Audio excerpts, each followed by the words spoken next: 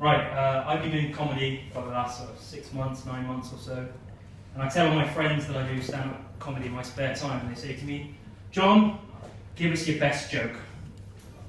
What's the difference between a sink and a toilet? It turns out I've got some really disgusting friends who don't know the difference.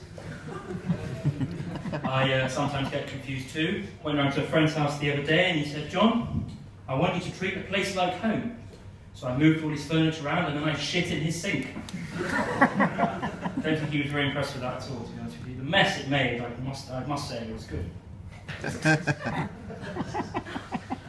So I'm single and I'm shy, and that's not really a good combination to have, to be honest with you.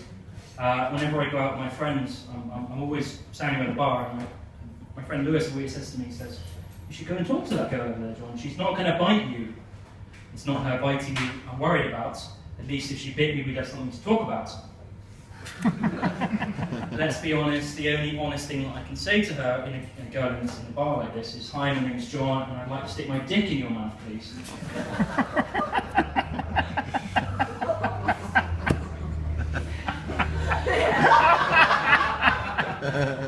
Guessing no takers then, that's fine. So yeah, I actually stopped trying to talk to girls in the real world, just because I think I've offended quite a lot, to be fair. And I decided I'd take up online dating. So I came across an online dating app for people with 2 kids and chlamydia. I wonder if you've heard of it. It's called Tinder.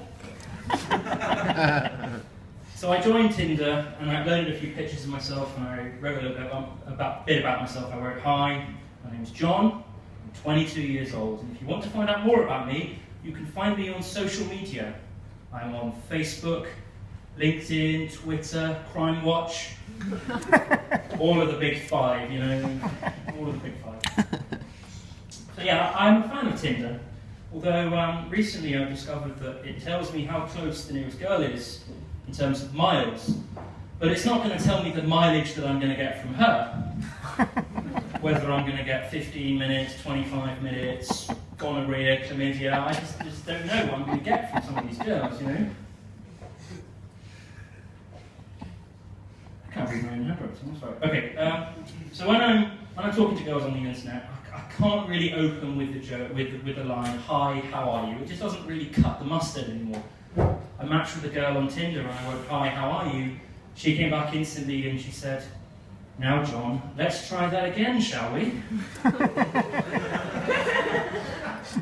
So I responded back, hi, Melissa, I don't know what her name was. Can I borrow 45 grand to pay off all my student debt?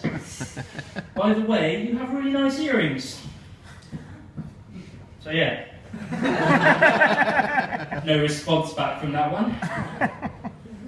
So I did a bit of digging, did a bit of reading, and I discovered that in order to successfully pull on the internet, you had to read a bit about them, and you had to tell them what they already knew about themselves, basically.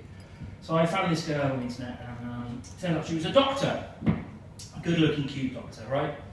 And I read through her profile, and you know, I said to her, hi, my name's John.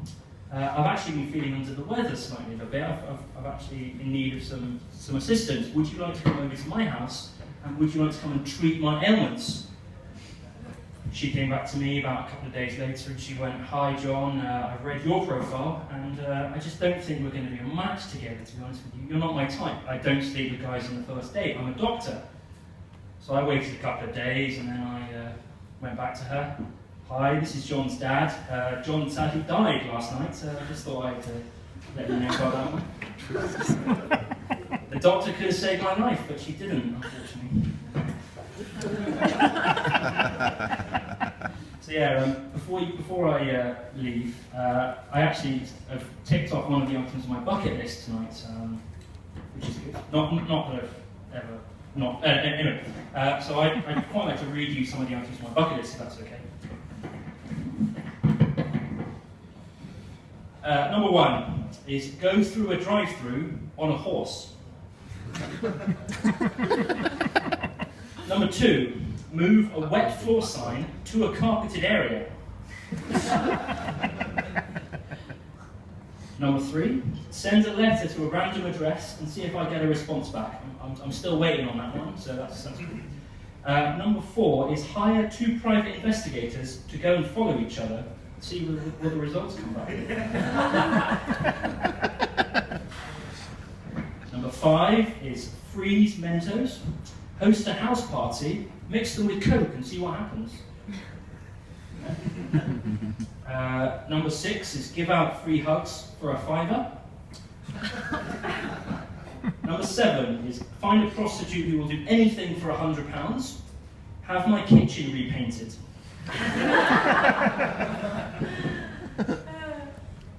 Number 8 is host a charity gig and give all the proceeds to my own bank account. Number 9 is shit on a bird. Now, believe you me, you have to stand there for an awfully long time with your trousers down by your ankles waiting for the bird to fly through before you successfully believe you me, I've tried. And finally, number 10 is go to church on a Sunday with a box of Viagra, stand at the front and go, Little John has risen. Thank you very much.